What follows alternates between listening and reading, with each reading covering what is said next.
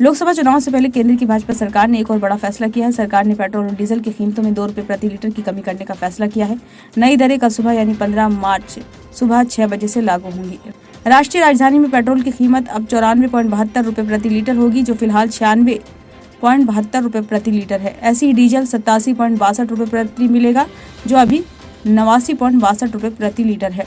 केंद्रीय मंत्री हरदीप सिंह पुरी ने ट्वीट कर कहा कि पेट्रोल और डीजल के दाम 2 रुपए कम करके प्रधानमंत्री नरेंद्र मोदी ने एक बार फिर साबित कर दिया कि करोड़ों भारतीयों ने अपने परिवार का हित और सुविधा सदैव उनका लक्ष्य है। केंद्रीय मंत्री ने महाकवि रामधारी सिंह दिनकर की कविता के जरिए पीएम मोदी की सराहना की।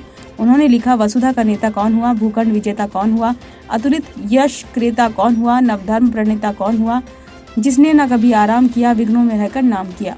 उन्होंने लिखा, जब विश्व मुश्किल दौर से गुजर रहा था, विकसित और विकासशील देशों में पेट्रोल के दामों में 50 से 72% तक की बढ़ोतरी हुई और हमारे आसपास के कई देशों में तो पेट्रोल मिलना ही बंद हो गया। तब भी 1973 के बाद आए 50 साल के सबसे बड़े तेल संकट के बावजूद पीएम मोदी के दूरदर्शी और सहज नेतृत्व के कारण मोदी के परिवार पर आंच नहीं आई। भारत में पेट्रोल के दाम बढ़ने की बजाय पिछले 2.5 वर्षों में 4.65% कम हुए। उन्होंने आगे लिखा, भारत में ईंधन की सप्लाई निरंतर बनी रही, सस्ते दामों पर बनी रही और हमारे कदम निरंतर हरित ऊर्जा की ओर भी बढ़ते रहे। यानी भारत ने ऊर्जा उपलब्धता, सामर्थ्य और स्थिरता को बरकरार रखा। भारत इकलौता ऐसा देश था जहां पेट्रोल और डीजल के दाम बढ़े नहीं बल्कि कम हुए। हमने जहां से हुआ अपने देशवासियों के लिए तेल खरीदा। नरेंद्र मोदी के प्रधानमंत्री बनने के पहले हम 27 देशों से कच्चा तेल खरीदते थे, लेकिन उनके नेतृत्व में अपने देशवासियों को सस्ता पेट्रोल, डीजल और गैस पहुंचाने के लिए इस दायरे को बढ़ाया और अब 39 देशों से मोदी के परिवार की जरूरतें पूरी करने के लिए कच्चा तेल खरीदते हैं।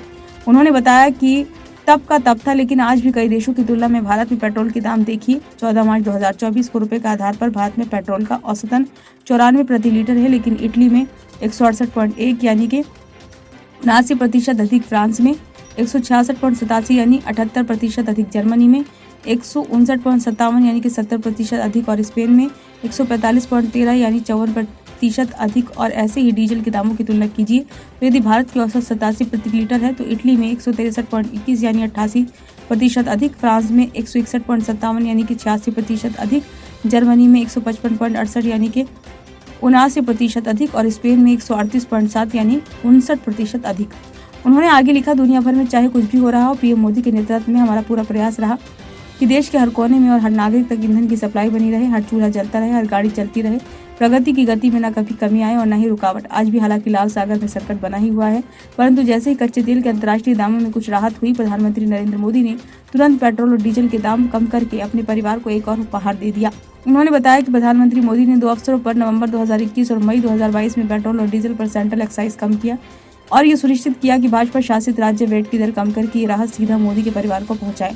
यही कारण है कि आज भी भाजपा शासित और अन्य राज्यों के बीच पेट्रोल के दामों में लगभग 15 रुपए और डीजल के दामों में लगभग 11 रुपए तक का अंतर है। उन्होंने पहले 2 बार में एक्साइज घटाकर पेट्रोल के दाम 13 रुपए प्रति लीटर कम हुए थे और डीजल 15 प्रति लीटर। आज की कटौती के बाद नवंबर 2022 से लेकर अब तक पेट्रोल दाम में हुई कुल 15 रुपए की कमी और डीजल के दाम में कुल 17 रुपए की कमी आई।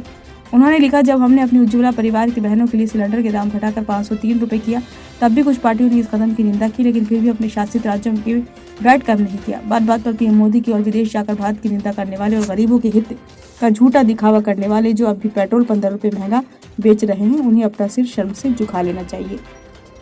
ब्यूरो रिपोर्ट, नई दिल्ली।